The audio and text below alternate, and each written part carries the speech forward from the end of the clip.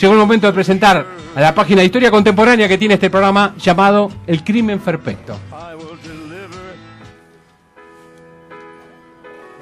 Bueno, sí, pará, que me gusta la cortina de Cerati. Ahí voy yo despacito, sí, no te apures.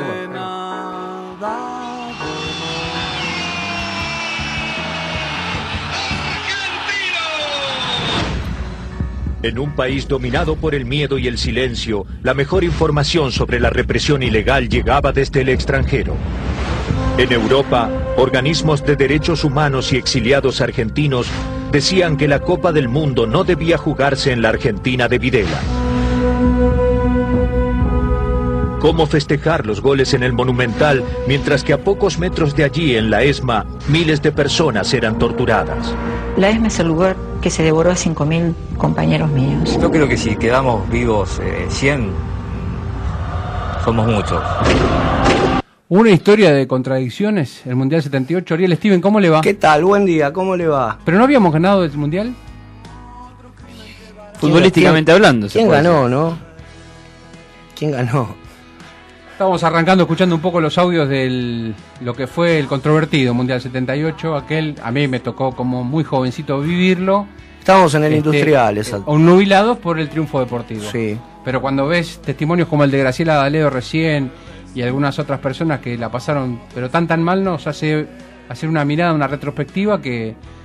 Sí, cuando Argentina goleaba a Perú, ¿no? Los torturadores goleaban a la muerte. Son una de las grandes deudas, hablar del juego limpio y hablar hoy de las deudas de juego. Mira, en el año 2003, Eve de Bonafini dijo: lo de aquel momento yo puedo entenderlo, pero lo de después no. Dijo después: ni siquiera hasta el día de hoy, ningún jugador vino jamás a la plaza a vernos y ningún jugador jamás se acercó a la institución de las madres. Esto dijo Eve de Bonafini en el año 2003. ¿Por qué lo dijo en el año 2003? Porque en el año 2003 se hizo un festejo sobre el 25º aniversario del triunfo de la selección argentina en el Mundial de 1978. Recordamos aquella final que Argentina le gana a Holanda con 2 goles de Kempes y un gol de Bertoni. En ese festejo que se hizo, las abuelas de Plaza de Mayo le propusieron a los jugadores estar presentes en ese festejo portando un cartel que pidiera por los más de 300 chicos que habían nacido en cautiverio en esa época siniestra de nuestra historia, y que esa difusión sirviera para poder identificarlos. ¿Qué pasó? Bueno, un jugador de ese campeonato del mundo, que es Julio Villa, aquel jugador que de Atlético Tucumán saltara a Racing y después fuera transferido a Inglaterra, al Tottenham Hotspur, junto con Ardiles, le presentó eso a los jugadores del plantel y al técnico, que era César Luis Menotti, ¿no? Sin embargo, todos los jugadores, inclusive el entrenador, dijeron que no. Menotti dijo que él temía que ese gesto pudiera ser interpretado como un pedido de disculpas. Hay otra imagen más reciente que pasó en el año 2006. En el año 2006, durante una recepción por el Mundial que se iba a jugar en Alemania, viene a la Argentina un exjugador de la selección alemana, quizás el jugador más notable de la historia, que fue Franz Beckenbauer. Franz Beckenbauer era en ese momento la voz y la cabeza del torneo local, que era la Bundesliga, formaba parte del comité organizador del Mundial y fue un gran jugador del Bayern Múnich. Presentó un video que mostraba la historia de los mundiales hasta el año 2006, justamente cuando Alemania iba a ser la sede de la Copa del Mundo. Y cuando llegó la época que se refería a la Argentina del año 78, la figura fue patética. Un mundial lleno de alegría y colores, relataba una voz en off en alemán. Y lo peor es que Alemania en ese momento, con un gobierno socialdemócrata, estaba al tanto, más que nunca, de lo que pasaba en relación a los derechos humanos y a la represión ilegal en la Argentina. El jugador Paul Breitner, que ya habíamos comentado algo unos sábados, hizo un reclamo a la Federación Alemana de Fútbol y al entrenador de ese momento, que si no me... era... Ay, no era Rinus Michel, Michel era el director de Holanda. Ya te lo averiguo. Al entrenador alemán, para que la selección alemana no tuviera ningún tipo de contacto entre sus representantes y los jugadores, con ningún tipo de jerarquía, ni eclesiástica, ni política en la Argentina. Y Breitner, incluso dentro de lo que era una práctica muy común, le pidió a todos sus compañeros que de ninguna manera le dieran la mano a ningún tipo de general u oficial del ejército. Pero lo más importante es cómo los alemanes consideraron el tema del Mundial 78. Los alemanes se presentan con su delegación y van a una concentración donde tenían un sistema de seguridad muy cerrado. Alemania, Helmut Schol sí. Era van a un lugar. Alemania era un equipo que había innovado después del año 74 la forma de juego, le gana la final a Holanda 2-1, llega a la Argentina también como candidato, van a la concentración. ¿Y qué hace la delegación alemana?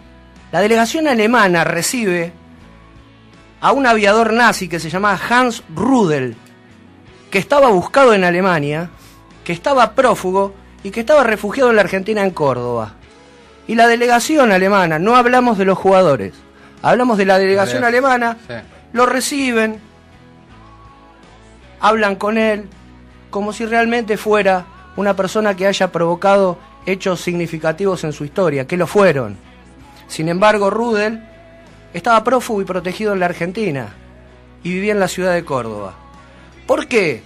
Porque empresas alemanas poderosísimas hicieron grandes negocios con las obras de construcción que llevó adelante la Argentina a través de la dictadura y con las obras de refacción de los estadios para el Mundial.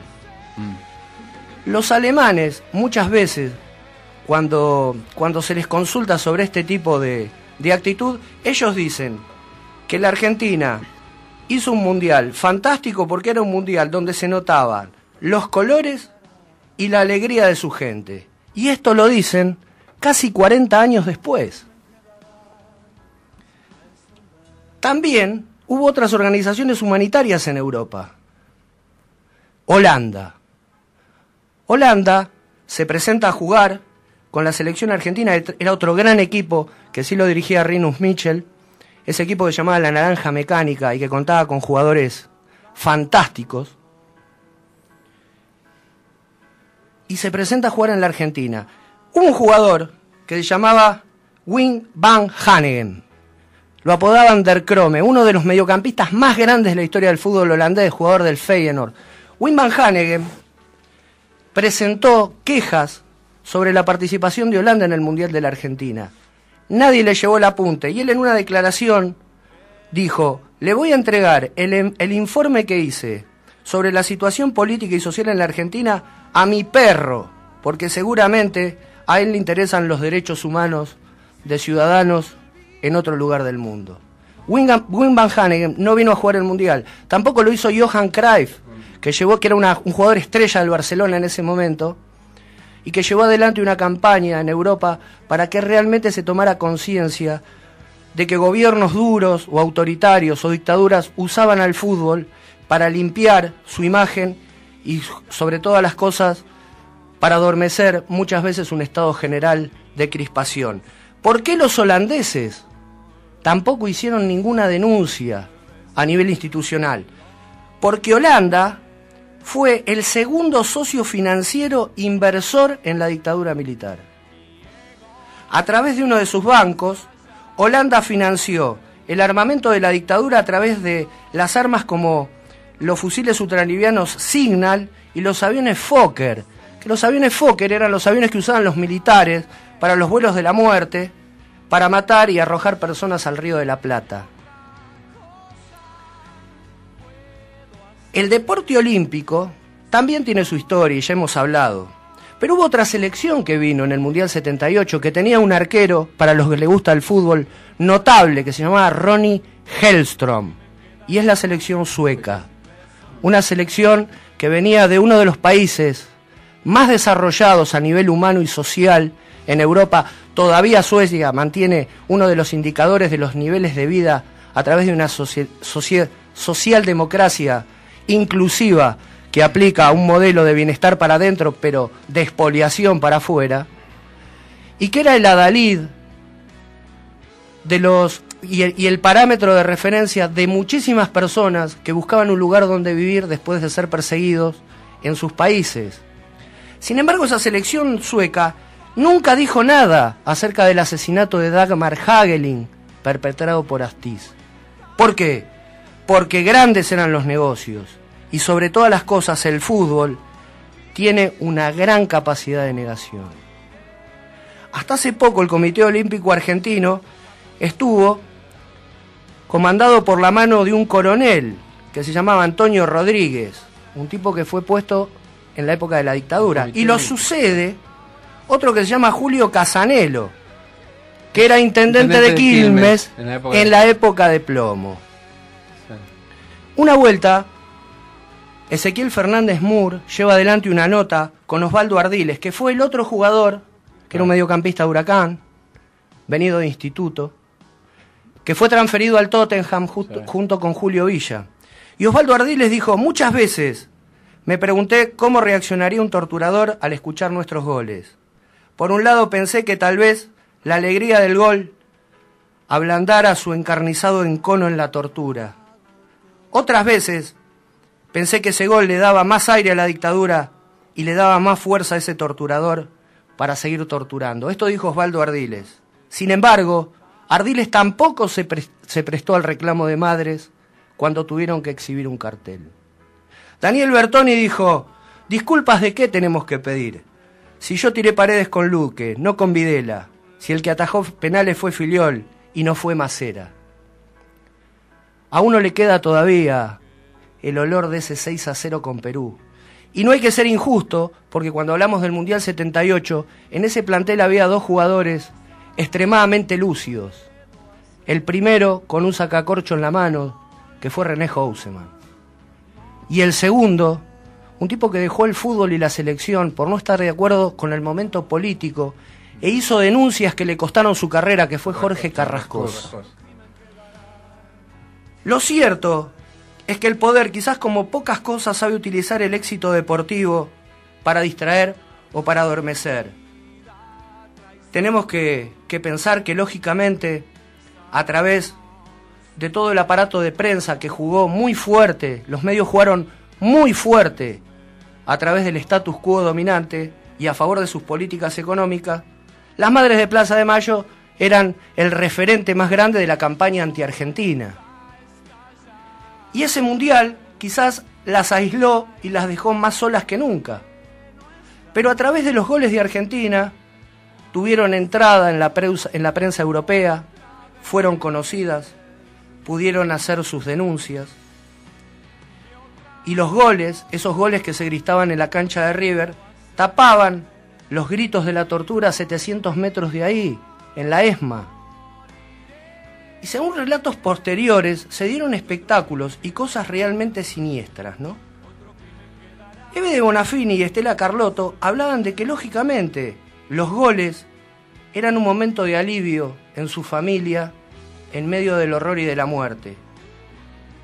Pérez Esquivel dijo que nunca estuvo tan solo como en el Mundial, pero que también compartió con otros prisioneros el grito de gol cuando él estaba preso en la Unidad Penal 9 de La Plata.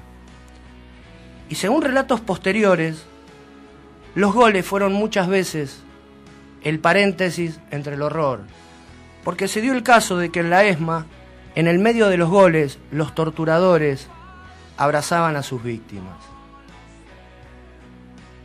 El deporte pretende hoy exhibir mayor sensibilidad. La FIFA, por ejemplo, en el año 2002, después de haber obviado y no haberse inmutado en medio de la carnicería del 78, en el Mundial de Corea del Sur pidió mayor sensibilidad.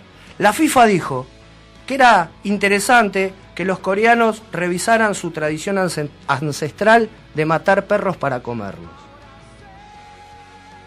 Esa misma FIFA es la que hoy condena el racismo y que también es la que condena los símbolos nazis. En un momento nosotros hablamos del Comité Olímpico Internacional, hablamos de la FIFA, hablamos de jugadores zurdos y de hinchadas zurdas. Y hablamos de esa gran mentira, que es que el deporte debe ser apolítico. El deporte nunca es apolítico, el deporte es un gran negocio, es una gran inversión y sobre todas las cosas es el afán despiadado de regalías y de intereses. El Comité Olímpico Internacional, que es uno de los organismos más hipócritas y más siniestros, aplaudió cuando 36 atletas alemanes saludaban con el saludo nazi en las Olimpiadas de Berlín. Y en el año 68 expulsó a 2 atletas negros por haber hecho el saludo de los Panteras Negras. Hace poco tuvimos los Juegos Olímpicos de Londres, que están dados dentro de una de las más terribles crisis económicas y políticas que vive Europa. Y hay unos números que son muy interesantes, que saqué de una revista que se llama Mascaró, una revista que se llama Mascaró, la Casa del Futuro Americano, que está editada en La Plata. Es una nota de Martín Di Giacomo que cuenta un poquito esa situación. Por ejemplo, hablamos de lo de Berlín. Tampoco el Comité Olímpico Internacional estuvo en contra de los asesinatos de Múnich en 1972. Nadie dijo nada. Ni de los boicots. El de Estados Unidos, 80, por ejemplo, 84. En el año 80 a las Olimpiadas de Moscú. Y 84 también. Y después la Unión Soviética A la de Los Ángeles. a las de Los Ángeles en el año 1984. David Cameron, que es para muchos el adalid conservador y el administrador de los grandes grupos ingleses, dijo que el gasto público en el plan de austeridad que Gran Bretaña debería llevar adelante iba a ser la reducción de 120.000 millones de libras y el despido de casi 500.000 de empleados estatales. Ese recorte de Cameron es el recorte más feroz que haya llevado adelante Inglaterra después de la Segunda Guerra Mundial. Sin embargo, dijo, los presupuestos de defensa contra los grupos radicalizados de Irlanda no van a tocarse, y el proyecto para el Comité Olímpico tampoco. Ese proyecto en el año 2005 era de 3.000 millones de euros. Después, en el año 2007 pasó a ser de 11.000 millones y finalmente se gastaron 12.000 millones. ¿Qué pasó con los Juegos Olímpicos? Las ganancias no fueron las suficientes, el turismo no creció y el número de visitantes a Londres fue un 56% menos de lo que habían calculado. El 98% de la renta de este gasto de 12.000 millones de libras esterlinas se lo llevaron los inversores que construyeron todo el parque olímpico en una renta estimada del 98% del capital de inversión. Unos años anterior, unos años antes a estos Juegos, se hicieron los Juegos en Grecia en el año 2004. Grecia es hoy el abanderado de todo lo que tiene que ver con un desmantelamiento del campo social y de todas las estructuras intermedias que conforman una sociedad equilibrada. El problema económico que los Juegos Olímpicos le trajeron a Grecia fue tan grande que lo que se gastó y lo que se recaudó por derechos de televisación ni siquiera alcanzó para pagar la seguridad privada. Inglaterra hoy es la octava economía de la Unión Europea que entra en recesión en crisis. ¿Qué pasaría si le contamos esto al barón de Coubertin, el padre de las Olimpiadas, que él dijo que las Olimpiadas y los deportes formaban parte de un símbolo que tenía que ver con la integración y la civilización? Se podría agregar que también en una civilización capitalista que propone el pan y el circo y la mentira, muchas personas, como en el caso de estos últimos Juegos Olímpicos, fueron despedidas de su trabajo y siguen cayendo de manera progresiva en la pobreza. 34 años después del Mundial 78, vivimos en un país que tiene diferentes aristas criticables, un país al que se lo puede cuestionar políticamente, pero vivimos en un Estado de Derecho y en una libertad total.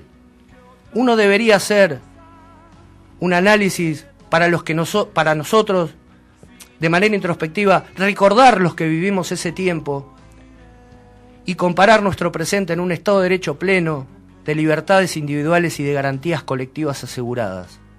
El paso del tiempo, indudablemente, nos debe haber enseñado algo.